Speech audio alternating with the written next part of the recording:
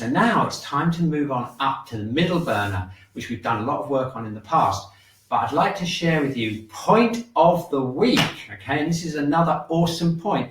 If CV4 and CV6 are the awesome conception vessel points in the lower burner, this one is the one for the middle burner. And I'd like to do a little bit of an energy experiment with you and see what happens. First of all, I'll show you where the point is. If you don't know already, I'm sure some of you who are Shiatsu practitioners are probably already guessing, I know what it is. Okay, anyone in the chat want to guess what it is? The most important CV point in the middle burner? Anyone want to put it on the chat before I put the slides up? Is anyone going to be like really quick? No? Okay, the slides are going up. Yay, Marcella get the prize for the first person to put it up. Here we go. It is in fact CV12. Well done. Okay, and this is called Zhong Wang. I've been looking in all the books because I've been trying to figure out the best translation for it, and it's variously translated as central venter, so it's like a vent. It's usually called something like middle stomach cavity. Oh, it's kind of a little bit more boring.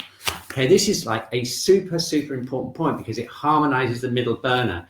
It basically is used to treat any type of digestive problem and any pain in the abdomen caused by any of the emotions. Anger, frustration, worry, and anxiety are the most favorite ones, but any emotion can cause problems. Super easy to find. It's halfway between the navel and the sternocostal angle. That's a posh name for saying this bit of bone that you can feel at the bottom of the sternum. Okay, and what I'd like to do is I'd like to do an energy exercise with you, and I'll explain why in a minute, because this point, yes, it can hurt. Yeah, it can. It's not a U point, but it is a bow point, Jane. It's a bow point for the stomach channel, which is a kind of one of the associated effect points on the front. Okay, so here we go. I'm going to show you how to find it, and we're doing an energy exercise. Okay, so here we go.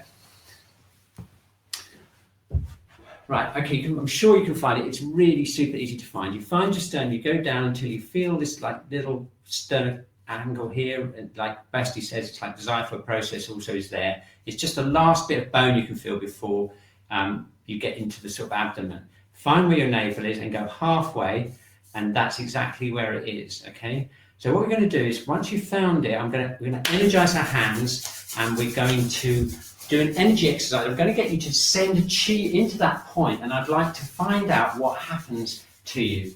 Because basically several things can happen, and we'd like to find out what happens to you, and then we're going to interpret that in terms of the middle burner functions. Okay, so you ready? So finding my navel, there we are, the xiphoid process. Okay, so I know where it is. Okay, I'm rubbing my hands together. We're just going to use, I want you to get quite specific with this point. So I'm going to use my middle finger here, just one finger. I'm going to place it on that point. Okay, let's just make sure I've got it exactly right. Yeah, okay. And the way you can measure it is by making sure that this distance here is equal both sides. I'm a little bit low there on it. There we are. So, okay, so now I've got my middle finger right on it. Okay, so now we're going to stand. We're going to relax. Okay. And what I'd like you to do is just gather your chi, send it down this arm, and send it deep into that point. Okay, now first of all, what you'll probably notice is it has a strong effect all the way through the middle burner, right through the diaphragm. It has a strong connection. But now what I'd like you to do is just sense to see whether it has either an upward action, in other words, whether you feel it's pulling your energy up, or whether it's descending your energy downwards, or whether it's neutral in terms of up and down.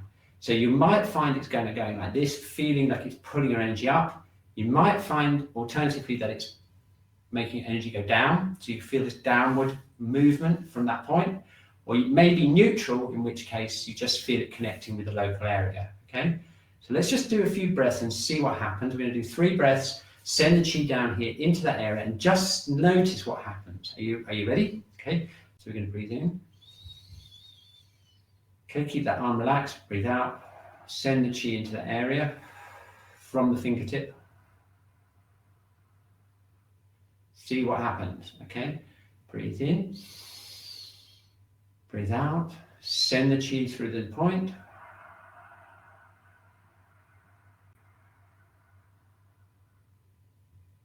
Breathe in, one more time.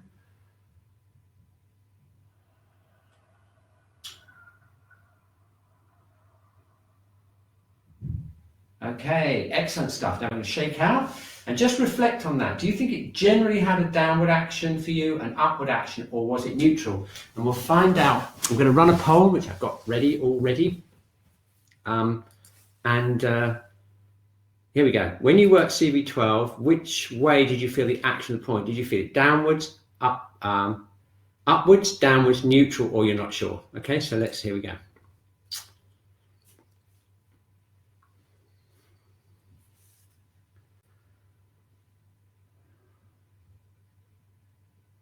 Okay, this is like super interesting.